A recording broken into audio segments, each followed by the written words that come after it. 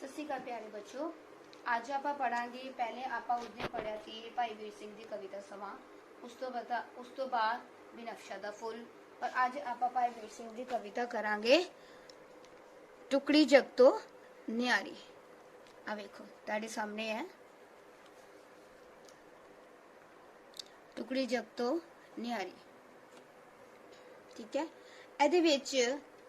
ਇਹਦੇ ਵਿੱਚ ਬੱਚੋ एक कश्मीर ਦੀ सुंदरता ਦੀ ਗੱਲ ਕੀਤੀ ਗਈ ਹੈ कि ਕਿਵੇਂ कश्मीर ਦੀ सुंदरता ਨੇ ਸਾਰੇ ਜਹਾਨ ਨੂੰ ਆਪਣੇ ਵਿੱਚ ਦਬੋਚਿਆ ਹੋਇਆ ਹੈ। किस तरह कश्मीर ਦੀ सुंदरता ने सारे संसार ਨੂੰ ਮੋਹਿਤ ਕੀਤਾ ਹੋਇਆ। ਜਿਸ ਲਈ ਮੈਂ ਹੁਣ ਤੁਹਾਨੂੰ ਥੋੜੀ ਦੇਰ ਤੇ पिक्चर दिखावांगी कश्मीर ਦੀ सुंदरता ਦੀ। देखो आ देखो कश्मीर च कितनी सोहनियां वादियां, किन्ने सोहने फुल दिखाई दे रहे हैं। होर मैं तुहानू दिखावांगी इस तो बाद। आ देखो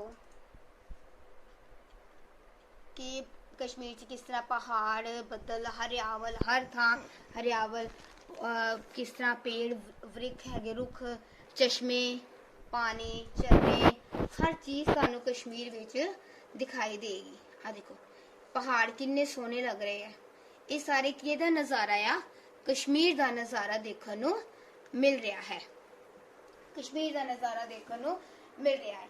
इस विच कश्मीर की सुंदरता नू बयान किया गया है कि किवें एक हुसन दी एक जिहड़ी कुदरत दी देवी ने अपने मुट्ठी दे विच किस तरह कई पर्वत पहाड़ सुंदर झरने फुल पेड़ बड़ी सोहनी सोहनी जिहड़ी चीज़ां आ उन्होंने अपनी मुट्ठी विच बंद किया आ। पर जिहड़ी जगह च उन्हें जाके मुट्ठी खोली उस जगह च पहाड़ बन गए, फुल बन गए, पहाड़ बन गए, फुल बन गए।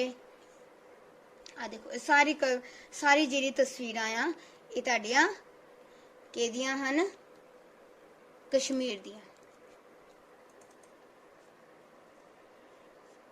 देखो बच्चे, अरशा दे विच कुदरत देवी सानू नजरी आई, हुसन मंडल विच खड़ी खेलदी खुशियां झैबर लाई, दौड़ी ने एक मुठ भर लिती।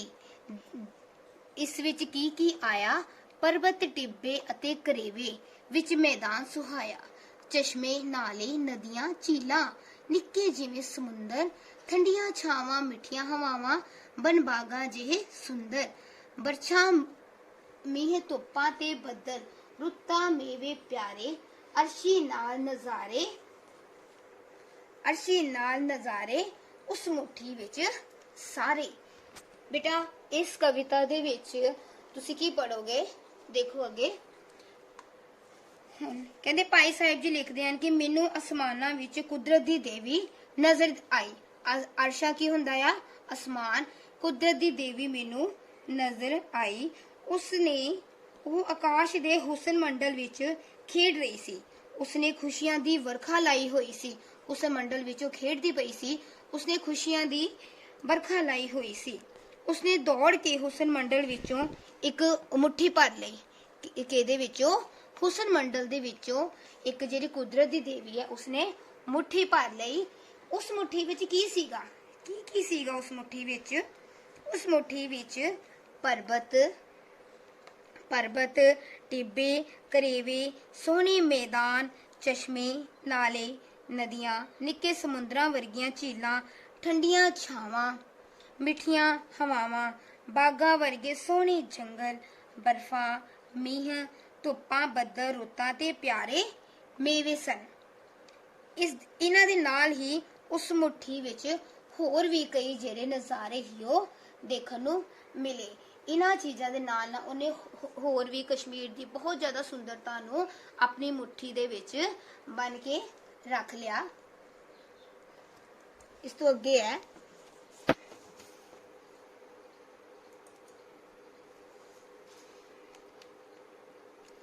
सोहनी ने आसमान खड़ोके धरती वाल तका के, इस मुट्ठी खोली ते सुटिया सब कुछ हेठ तका के, जिस थावे धरती ते आके ये मुट्ठी डिग्गी सारी, जिस उस थां कश्मीर बन गया टुकड़ी जग तो न्यारी। कहते सोहने मुटियार रूप कुदरत ने ਅਸਮਾਨ ਵਿੱਚ ਜਦੋਂ ਅਸਮਾਨ ਤੇ ਖਲੋ ਕੇ ਜਦੋਂ ਧਰਤੀ ਵੱਲ ਦੇਖਿਆ, ਆਪਣਾ ਝੁਕਾਅ ਕੀਤਾ, ਕਹਿੰਦੇ ਉਸਨੇ ਹੇਠਾਂ ਵੱਲ ਦੇਖ ਕੇ ਮੁੱਠੀ ਖੋਲ ਦਿੱਤੀ। ਉਸਨੇ ਆਪਣੀ ਮੁੱਠੀ ਨੂੰ ਖੋਲ ਦਿੱਤਾ, ਜਿਸ ਵਿੱਚ ਉਸਨੇ ਹੁਸਨ ਮੰਡਲ ਵਿੱਚ ਕੁਦਰਤੀ ਨਜ਼ਾਰੇ ਭਰ ਲਏ। ਇਸ ਤਰ੍ਹਾਂ ਉਸਨੇ ਸਭ ਕੁਝ ਹੇਠਾਂ ਸੁੱਟ ਦਿੱਤਾ। ਜੋ ਕੁਝ ਵੀ ਉਸ ਮੁੱਠੀ ਵਿੱਚ ਬੰਨਿਆ ਹੋਇਆ ਸੀਗਾ, ਜੋ ਕੁਝ ਉਸਨੇ ਮੁੱਠੀ ਵਿੱਚ ਬੰਦ ਕੀਤਾ ਹੋਇਆ ਸੀਗਾ, ਉਹ ਜਦੋਂ ਉਹਨੇ ਆਕਾਸ਼ ਤੋਂ ਧਰਤੀ ਵੱਲ ਨੂੰ ਦੇਖਿਆ ਤੇ ਉਸ ਮੁੱਠੀ ਵਿੱਚ ਉਹਨੇ ਉਹ ਮੁੱਠੀ ਧਰਤੀ ਵੱਲ ਵੇਖ ਕੇ ਖੋਲ ਦਿੱਤੀ।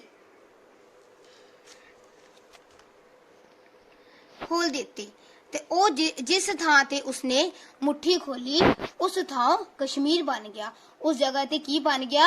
ਕਸ਼ਮੀਰ ਬਣ ਗਿਆ। ਜਿਹੜੀ ਟੁਕੜੀ ਜਗ ਤੋਂ ਨਿਆਰੀ, ਕਿ ਸਾਰੇ ਸੰਸਾਰ ਤੋਂ ਉਹ ਚੀਜ਼ ਸਾਨੂੰ ਨਿਆਰੀ ਲੱਗਦੀ ਹੈ। ਅੱਗੇ ਬੱਚੇ ਦੇਖੋ, हे ਧਰਤੀ ਪਰ ਛੂ ਅਸਮਾਨੀ ਸੁੰਦਰਤਾ ਵਿੱਚ ਲਿਸ਼ਕੇ, ਧਰਤੀ ਦੇ ਰਸ ਸਵਾਦ ਨਜ਼ਾਰੇ, ਰਮਜ ਅਰਸ਼ ਦੀ ਚਸਕੇ। ਕਹਿੰਦੇ ਭਾਈ ਸਾਹਿਬ ਜੀ ਲਿਖਦੇ ਹਨ ਕਿ ਕਸ਼ਮੀਰ ਭਾਵੇਂ ਧਰਤੀ ਦਾ ਹੀ ਇੱਕ ਟੁਕੜਾ ਆ, ਪਰ ਆਪਣੇ ਅਦੁੱਤੀ ਹੁਸਨ ਕਰਕੇ, ਅਦੁੱਤੀ ਸੁੰਦਰਤਾ ਕਰਕੇ ਇਸ ਨੂੰ ਅਸਮਾਨੀ ਛੋਹ ਲੱਗੀ ਹੋਈ ਹੈ।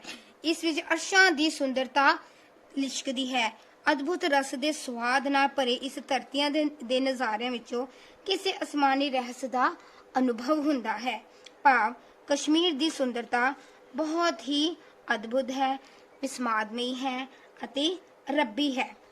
ਇਸ ਕਰਕੇ ਬੱਚਿਓ, ਇਸ ਕਵਿਤਾ ਦੇ ਵਿੱਚ ਕੀ ਤੁਹਾਨੂੰ ਸਮਝਣ ਨੂੰ ਮਿਲਿਆ ਕਿ ਜਿਸ ਥਾਂ ਤੇ ਉਸ ਕੁਦਰਤ ਦੀ ਦੇਵੀ ਨੇ ਆਪਣੀ ਮੁੱਠੀ ਨੂੰ ਖੋਲ ਦਿੱਤਾ, ਉਸ ਥਾਂ ਬੜੀ ਹੀ ਸੋਹਣੀ ਜਗ੍ਹਾ ਤੇ ਕਸ਼ਮੀਰ ਬਣ ਗਿਆ, ਜਿਹੜੀ ਕਿ ਮੈਂ ਤੁਹਾਨੂੰ ਪਹਿਲਾਂ ਵੀ ਤਸਵੀਰਾਂ ਦਿਖਾਈਆਂ ਹਨ।